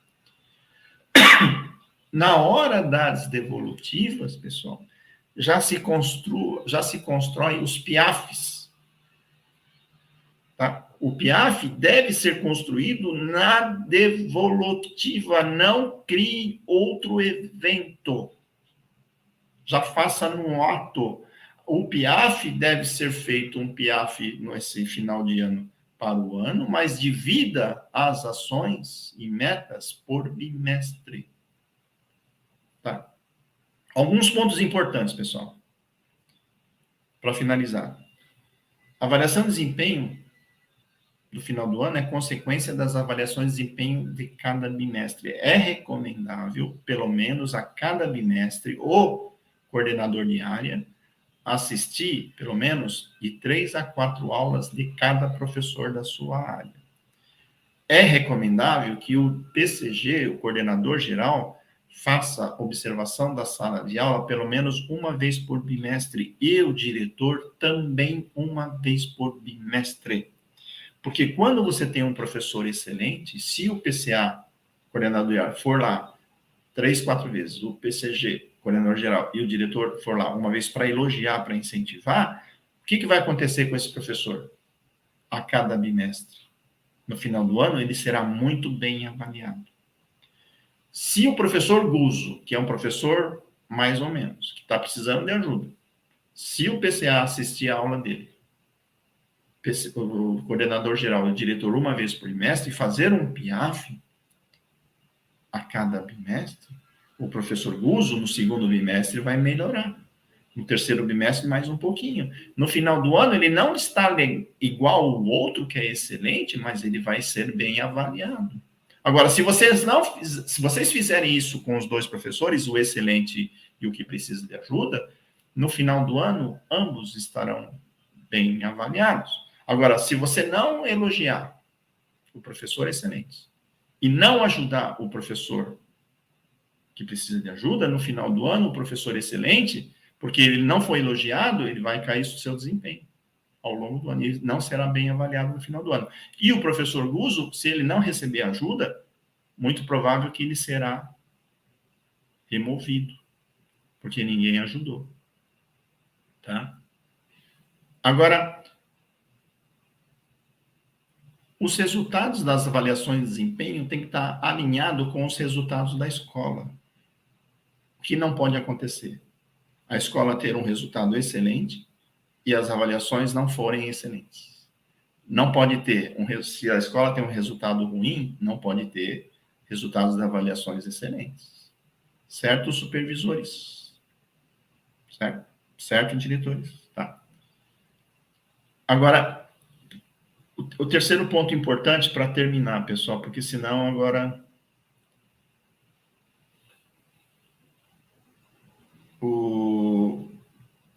Por que a falta é considerada na avaliação de desempenho para melhorar ou dificultar aí a pontuação? Né? Porque o professor que é assíduo, ele pratica a pedagogia da presença, certo? O professor que é assíduo, ele pratica todas as premissas do P. Agora, o professor que não é assíduo, falta, quando ele poderia evitar a falta, ele faz pedagogia da presença? Não. Ele pratica educação interdimensional? Não. Ele pratica os 4 pilares? Não. Pratica as premissas? Não. Então, o professor que é assíduo, ele cumpre, basicamente, todos os princípios e todas as premissas. O professor que falta, que poderia evitar a falta, ele não pratica os princípios e tampouco as premissas, tá? Agora, isso com o olhar dos princípios e premissas. Agora, com o olhar em excelência acadêmica, eu tenho lá no YouTube, né, um vídeo que fala dos 7 passos para se atingir a excelência acadêmica. O primeiro deles, a assiduidade do educador. Se o educador está assíduo, é possível ter a assiduidade do estudante, o segundo passo. Se o professor é assíduo, o estudante é assíduo, você vai ter uma boa gestão de sala de aula, muito provável, que é o terceiro passo. A gestão em sala de aula é cumprir princípios e premissas. Se você tem os 3 pontos, os 3 passos feitos, é possível recuperar as habilidades de anos anteriores no nivelamento, aquelas habilidades que impactam no aprendizado das habilidades que serão ensinadas nas aulas regulares. O 4º passo, recuperar habilidades de anos anteriores no nivelamento. É possível fazer. Se acontecer esses 4 passos, o 5º passo é possível cumprir o currículo. O 6º passo é o aluno aprender o que foi ensinado. O 7º passo é a excelência acadêmica. Existe aí uma relação causa e efeito. Agora, se o professor não é assíduo, nada acontece em seguida.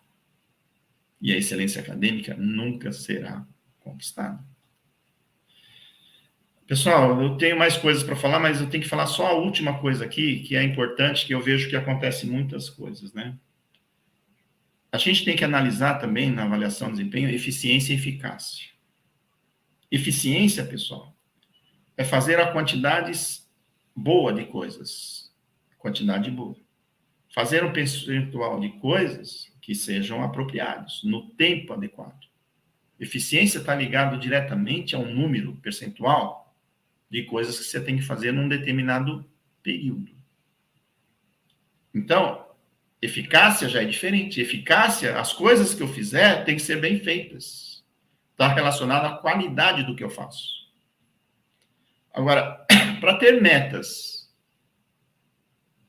justas, honestas, elas precisam ser smarts.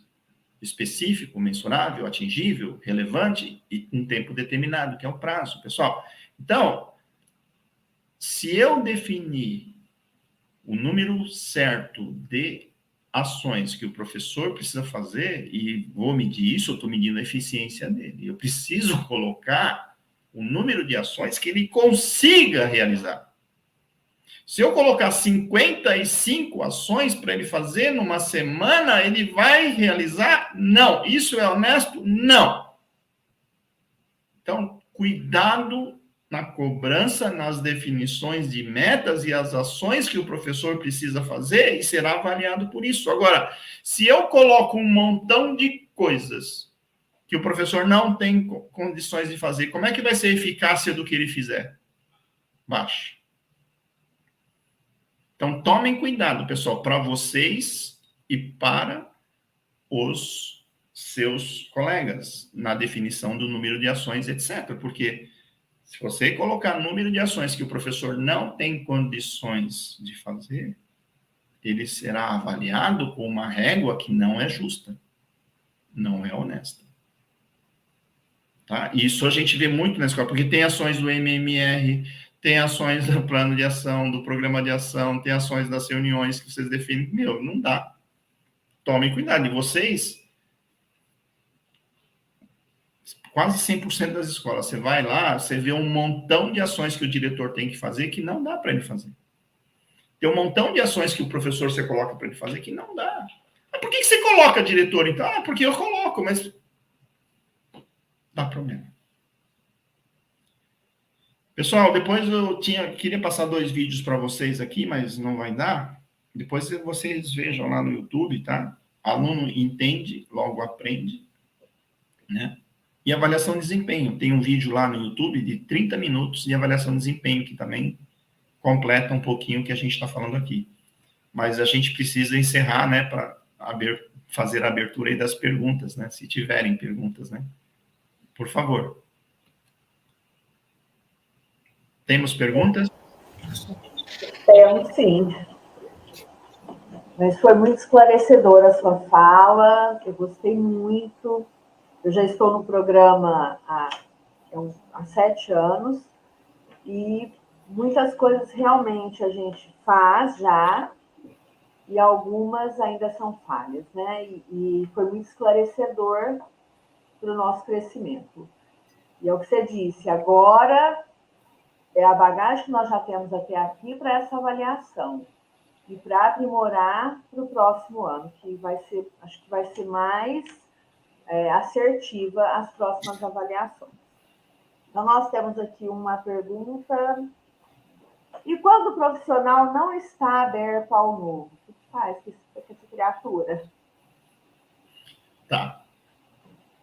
Eu classifico, baseando-se na experiência, né, em alguns tipos de profissionais, né? Tem o profissional excelente, que é bem aberto, faz, comprometido, etc. Tem o professor resistente, que é o professor que resiste a fazer coisas novas e fazer de formas diferentes, que é o que o PI exige, né? Agora, esse professor resistente, ele resiste porque ele nunca fez aquilo. Ele precisa fazer. Então, uma certa resistência é normal, natural e frequente. Mas esse professor resistente, ele resiste, ele reclama. Tem uns que reclamam pra caramba, mas ele é resistente.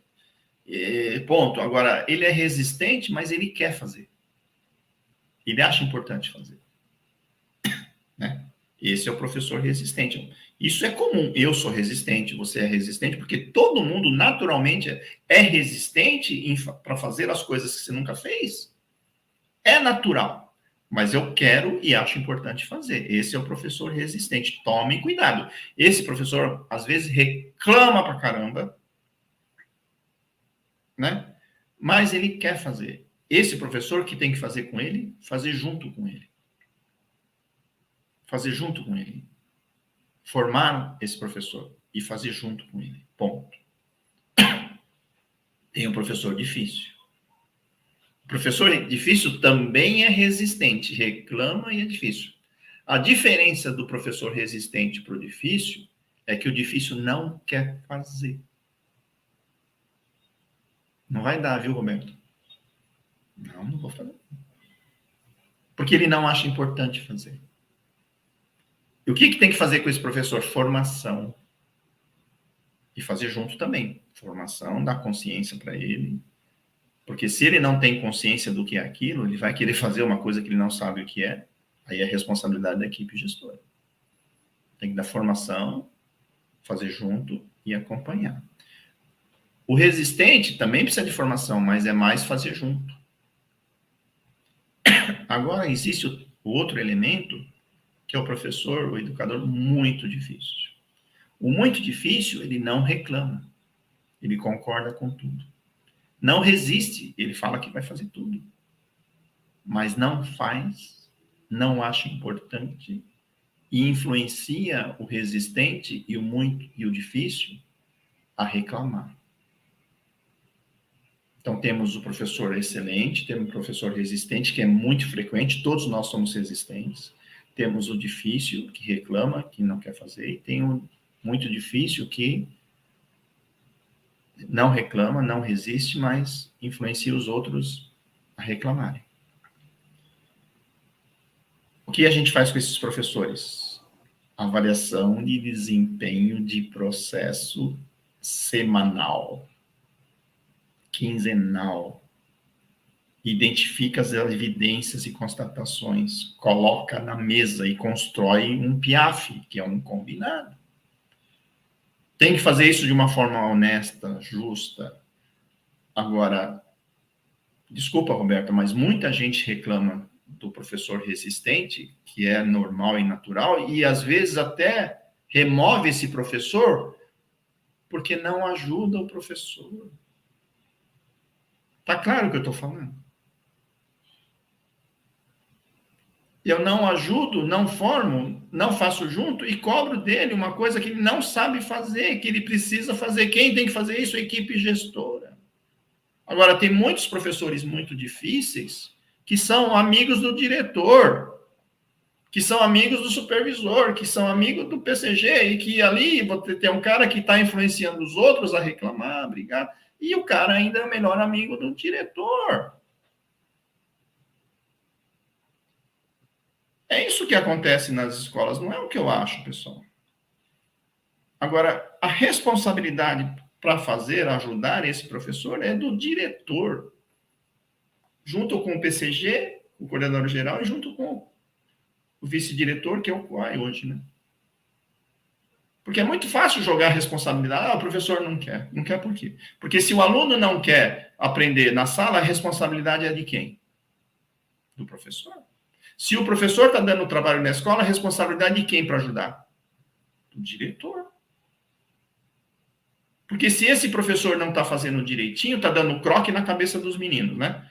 Tá fazendo, não está ensinando direito. Né? Responsabilidade de quem? Do diretor ou do diretor? Do professor ou do diretor? De ambos, mas quem tem que ajudar principalmente é o diretor. Tá?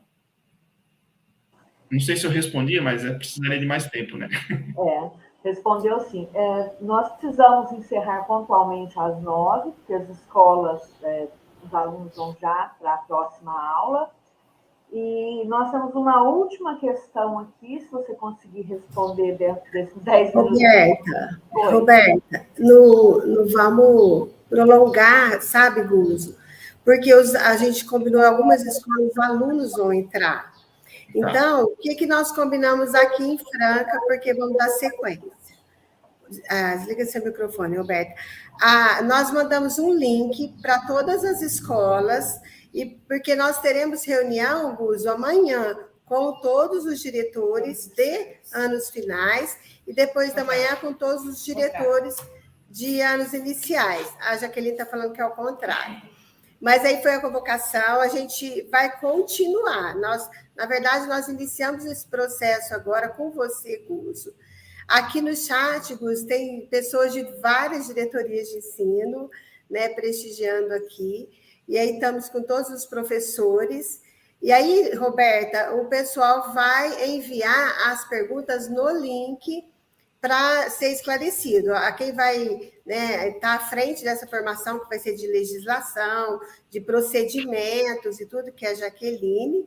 E, Guzo, a nossa dirigente, que é a Silma, manda um abraço para você, manda um abraço para todos os professores que estão aí se dedicando a isso, né? Eu também quero agradecer por ela ter dado esse espaço para a gente, essa oportunidade de nós termos todos os professores da diretoria de Franca aqui conosco. E agora, as escolas também precisam conversar um pouco sobre isso. É um momento de amadurecimento, sabe por quê, Gus? Nós temos muitas escolas que estão no primeiro ano. Então, é muito complicado, né? Tanto avaliar como ser avaliado nesse momento. Foi muito esclarecedor, acho que você trouxe para a gente essa calma, que é um processo para formar pessoas. Dina, é importante falar que o que eu falei aqui, no primeiro ano, não dá para fazer isso completo e perfeito. Não dá. Mas começa por onde? Que as pessoas tenham consciência do que é avaliação de desempenho, tá? Aos poucos, né? Então, professores, diretores novos, não dá para fazer isso que a gente falou aqui no primeiro ano completo e perfeito. Não dá. Mas precisa começar certo, né?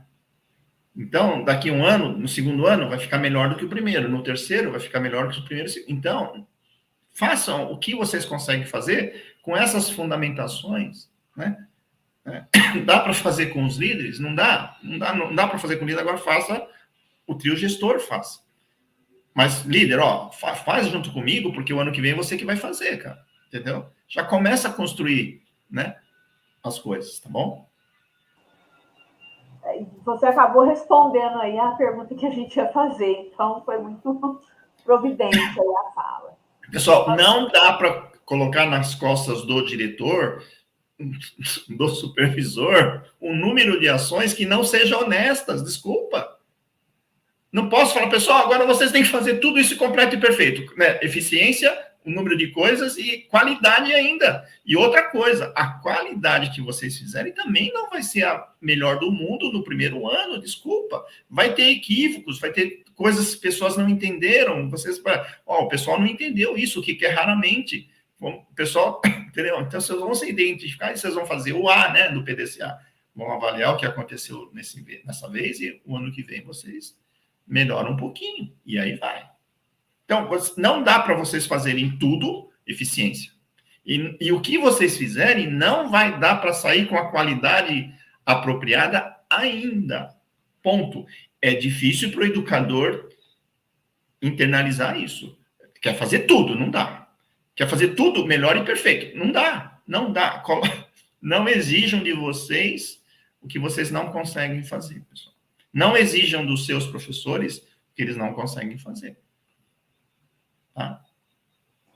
Bom? Então, nós vamos aqui encerrando essa live, esse momento de orientações, né? Trocas que a gente teve aqui. E mais uma vez agradecendo o Jorge Guzzo, que esteve aqui conosco, que é muito importante. É a nossa injeção de ânimo para dar conta de tudo, para a gente se alimentar de tudo isso. Edna, muito obrigado pela parceria de sempre. Aos professores, às equipes das escolas que estão aí conosco, gratidão por terem confiado nesse trabalho e vamos fazer sempre o melhor. Nós não estamos na educação por acaso, esses jovens não estão passando por nós por acaso. Nosso compromisso é muito sério. E quando é sério, a gente tem que fazer muito bem feito. E é o que nós sempre fazemos, porque nós amamos educação. Muito obrigado e até uma próxima. Tchau, pessoal. Muito obrigado pela atenção, tá? Tchau. Sucesso para vocês. Obrigadão.